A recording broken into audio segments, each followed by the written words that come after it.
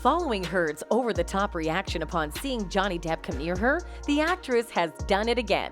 She had a similar run-in with Depp's lawyer, Ben Chew, and has shown an exaggerated reaction. So what is the history between Ben Chew and Amber? Why would she be scared? Let us find out. After Chew's closing statement in the actor's defamation lawsuit against his ex-wife Amber Heard, Johnny Depp and his attorney Benjamin Chew hugged. Chew and fellow Depp attorney Camille Vasquez summarized their case, arguing that Heard had defamed Depp in her 2018 op-ed. Heard's attorneys Benjamin Rottenborn and Elaine Bredehoft also made closing arguments, claiming that Heard had been subjected to domestic abuse by Depp and had not defamed him. Amber Heard isn't really suing Johnny Depp for the $100 million she claims. On Friday, her lawyer stated that they simply requested that amount to send a message to the Pirates of the Caribbean star after he requested half that amount when suing her for defamation. That information was revealed Friday in a Virginia courtroom as the former spouse's legal teams delivered their closing arguments in their separate defamation cases.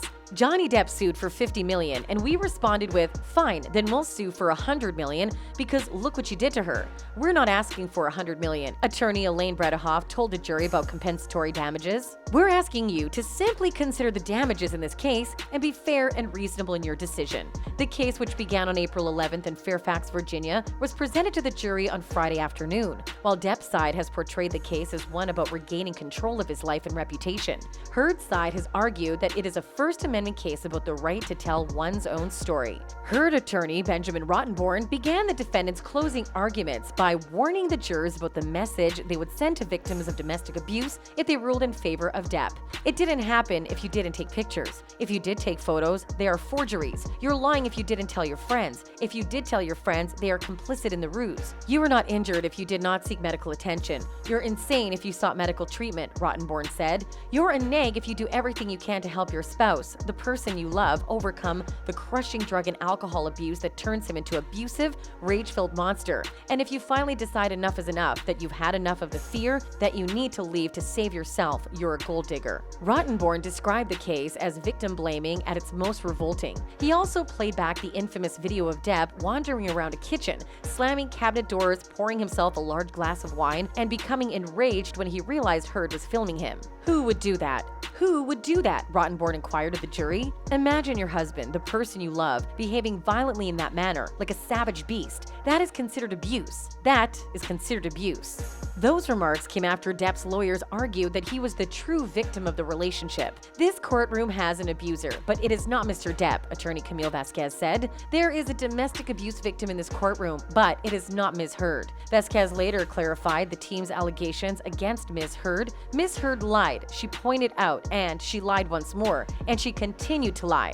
Heard allegedly lied when she requested the temporary restraining order in 2016 when she claimed she donated her entire $7 million divorce settlement to charity, and when she wrote the 2018 Washington Post op-ed that is central to Depp's case, according to Vasquez. "She's come far enough, but fortunately, she is unable to back down. She's lied to far too many people," Vasquez said. So when Mr. Depp finally decided to fight to clear his name by filing this lawsuit, Ms. Heard responded by fabricating more and more stories of increasingly severe abuse. She made a new claim that Mr. Depp raped her with a bottle in Australia, and she continues to make new claims even now.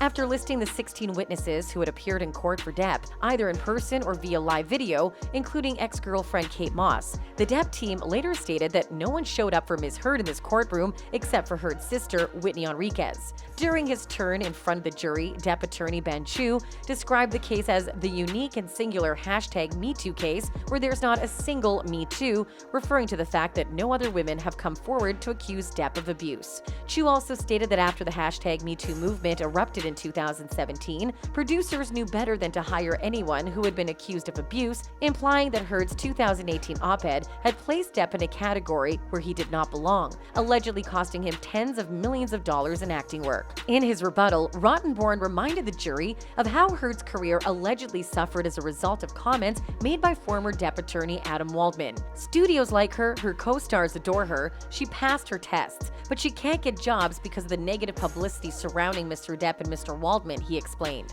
Judge Penny Askerid, who began the day by reading the jury its instructions on how to decide the case, had strongly hinted the day before that the jury shouldn't argue past dinner time every day and instructed them to decide when they would return to deliberations after the Monday holiday. A civil jury of 7 people must reach a unanimous decision in Virginia. In this case, the jury will decide both actors' defamation claims at the same time. It's unclear when the verdict will be issued, but it could be as soon as next week. Do you think Heard and Chu might be discreetly annoying each other? Where do you stand in this trial? Let us know all your thoughts in the comment section down below. Stay subscribed to never miss out on future uploads.